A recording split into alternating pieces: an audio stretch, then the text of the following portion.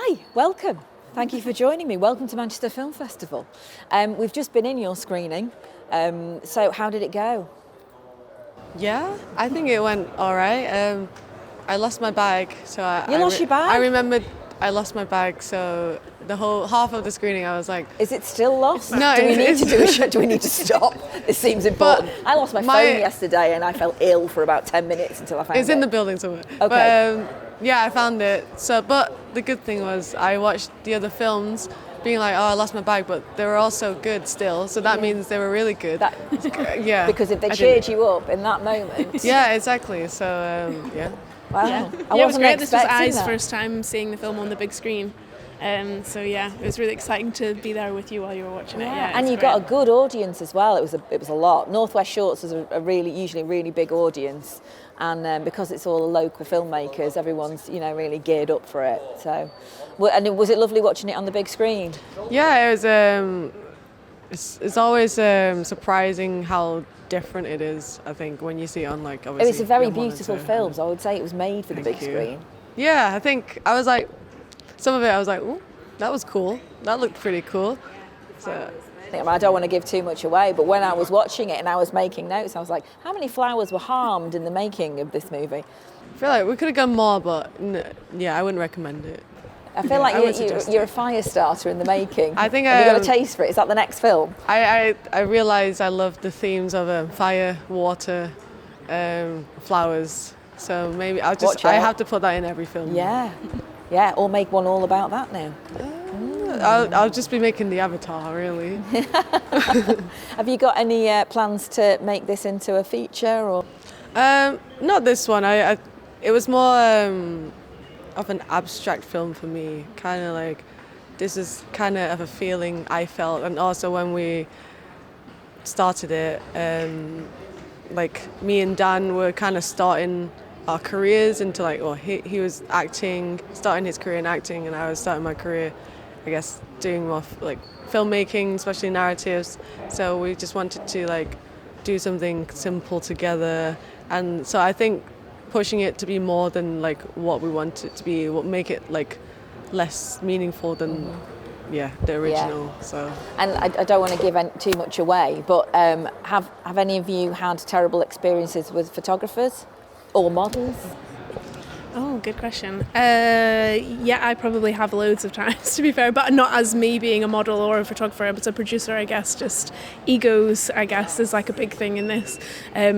But yeah, I think it's kind of an interesting, because it's looking at that difference between being an artist, right, or between kind of commercial artist line. It's that world, which I think is really hard to straddle, and I've definitely come across that situation a lot, where you're trying to balance an ego, but also someone who's genuinely got an artistic agenda that's a real thing. But obviously there's real people in the room, and being nice to people, it doesn't always come firsthand when you're trying to be an artist. So yeah, it is. I think there's really interesting themes in that way, and sitting in a room of filmmakers is always a great audience to watch this film, because it's all about artists and people having been in that, like you say, people have been in those awkward situations, or they know that feeling of I'm just trying to make something beautiful and you're ruining it.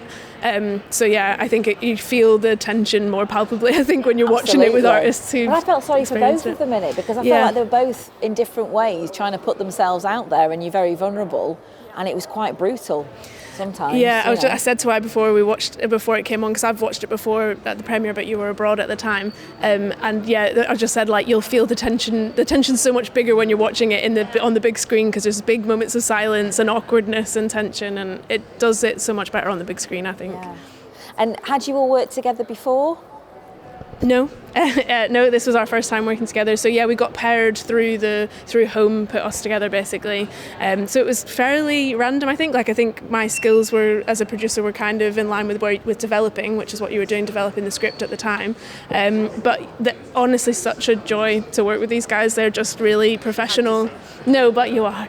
I keep saying is one of the easiest shoots as a producer that I've ever done, because these guys just came with a team and actors and a really clear vision and real professionalism, and just a laid-back attitude, which is so rare. That's cool. So yeah, it's been lovely. I'd love to work with you again, anytime. Right, let's get something in the pipeline. Yeah, exactly. Manchester Film Festival 2025. Come on, let's make it happen.